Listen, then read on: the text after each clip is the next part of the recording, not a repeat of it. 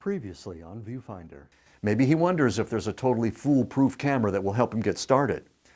Well, guess what? There is, and it will. Okay, now that we've covered the best cameras for the novice, we take a deep dive into solutions for the aspirant. And I use that term deep dive deliberately. As a novice, you're dipping your toes into the waters of video and trying not to get over your head, which is smart. So if you think you might be a novice, why don't you go back and take a look? But if you're ready to be immersed, you'll have to get under the water. And that first plunge can be a shock to the system. But you know you have to do it if you want to be a deep diving champion. Now in video, the dive is not so much into more hardware. There is a little of that. It's really more mindset and how you use it. But now, oh man, now you're going to get freedom and expertise with a little bit of learning curve. And my job is to smooth out the curve for you a little, though you still have to experience it. Such is the life of an aspirant. That's why so few get through it. However, you're also about to see 3 cameras, 3 mics, 3 adapters, 2 new ways to use resources you might already have, and we send double system audio to the ash heap of history.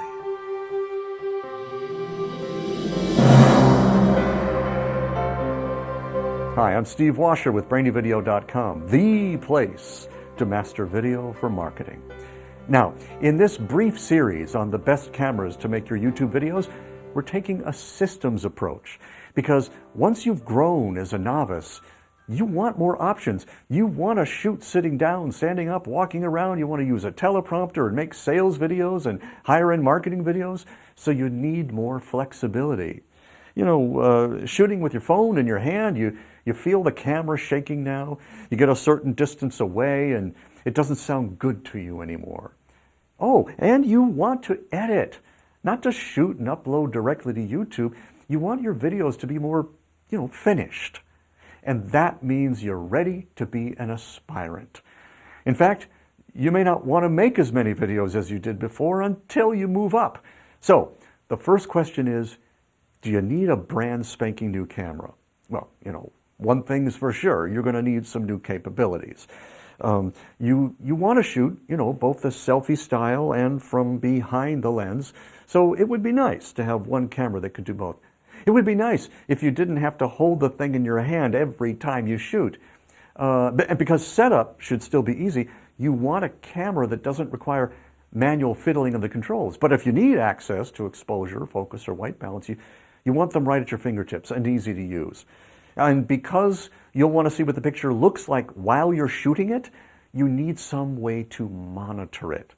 So the system you're about to look at, it's not based on nerdy stuff like number of codecs and data rates or how footage holds up in color grading. These issues are not really important at this stage. This is about how to use video to market online, what kind of a learning curve the system requires, how easy it will be to use it, and how long it'll be good for.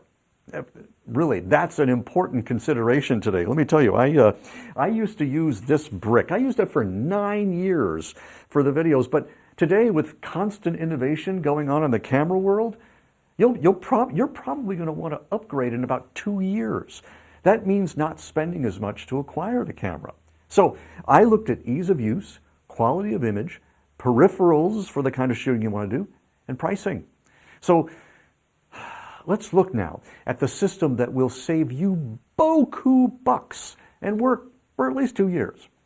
Now at the core is the camera, and that comes down to 3, which also double as phones and whatever else you can think of for it to run your business. In ascending quality, they are the HTC One M9, the iPhone 6s, and the Galaxy 6s Plus. And here you can see a real-world comparison between the cameras. The Galaxy is the hands-down winner, but at this stage, it's really more about what else you're going to use your phone for.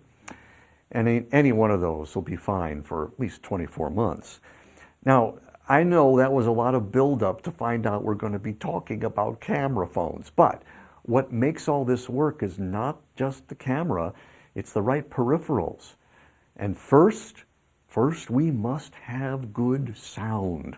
Now, what a lot of people do to record their audio is they will use a box like this. It's an audio recorder. Then you have to sync up the audio with the video in your editing software, and it's really fun when you finally get it, but it can take a while.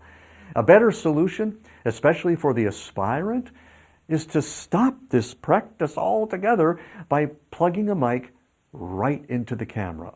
And you can get some awesome results, either with this Audio Technica or this Pulson mic, each of them for about $20 or $30 US. Oh, and this adapter cable for another $16 or so. And you just plug it into the headphone jack of your phone. It makes everything else work. And in fact, you can also use a really super high-end wireless mic and plug it directly into the phone using something like this Juice Link box. And you plug it into the phone with the same adapter as you do the cheap mic. So let's hear what some of these mics sound like. First, we'll listen to the Pulson, then the Audio Technica, then the high-end wireless lav using the Juice Link. Actually, first we'll listen to the sound without any kind of mic being plugged into it.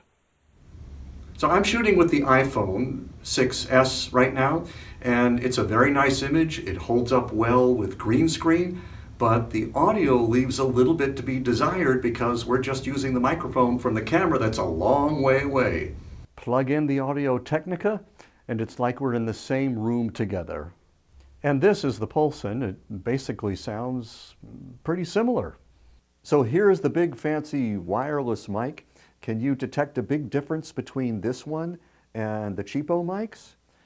Probably at this point there's not that much difference, but the good news is that if you do decide to invest in a mic like this, it's a good investment. It'll last a long time because mic technology doesn't advance anywhere near as quickly as camera technology. So that's audio. This is going to make your videos look better, be way easier to listen to, and encourage your viewers to stay with you all the way to the end. Now next, we need to monitor our more serious content. Let's say you want to use a teleprompter because you want to make a proper sales video. You put the camera behind the curtain and, wait a minute, how do I know what this looks like? And by the way, this would be the case no matter what camera you were using. So part of being the aspirant is accepting that your camera needs help from above. Well, at least from the side. And that means a monitor. Now, when you're in the office shooting, you can use a regular old computer monitor. And this simple adapter that connects the phone to it. They have them for HDMI and serial ports. So you're sure to find the one that works with your phone. And there's one other thing that the aspirant will need to make this camera phone thing actually work. These phones don't give you any serious control over the look of the image, so you're going to need an app for that. For the iPhone, it's Filmic Pro. For the others, it's Cinema F5V. These apps give you control over the white balance and exposure, focus, audio levels. It's the software, really, that transforms your phone into a video camera. Then when the camera's on the tripod, the mic is hooked up, the light's switched on, the teleprompter's rolling, you're good to go with a gorgeous picture in full HD and audio that you don't have to spend extra time syncing up later on. Imagine shooting a video just like this one, even nicer, with all the bells and whistles. And just as you're putting the finishing touches on it in editing, the phone rings and your camera goes back to being this all-in-one support tool for your business. That's what I want for you. Your videos to be big and grand and public and viral, and your hardware to be invisible. If you don't go crazy on hardware, you'll get to the next stage much, much sooner. I mean, for now, I wouldn't worry too much about DSLRs and camcorders.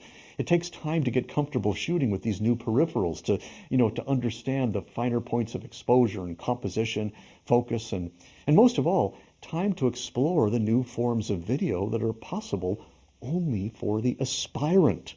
And the sensei? Oh man, you're up next with completely new worlds to explore. Not that you need anyone to tell you that. Once you've added the 27 new video content forms, you're ready for the big show. New technology, more capabilities, more of an investment in time and money, and a lot of excitement. Flying videos, bokeh, more robust codecs, external recording, and computers that can handle the load. Once you fully understand how to get gorgeous results out of whatever camera you're using, the sky isn't even the limit. That's what you'll discover in our third and final segment on the best cameras for shooting your YouTube videos. Till next time, I'm Steve Washer with brainyvideo.com. Oh, wait. Yep. Yeah. Yes, I'm very happy with my phone plan. No, I think you should talk to Stevie. No, because he'll know what to tell you. Believe me,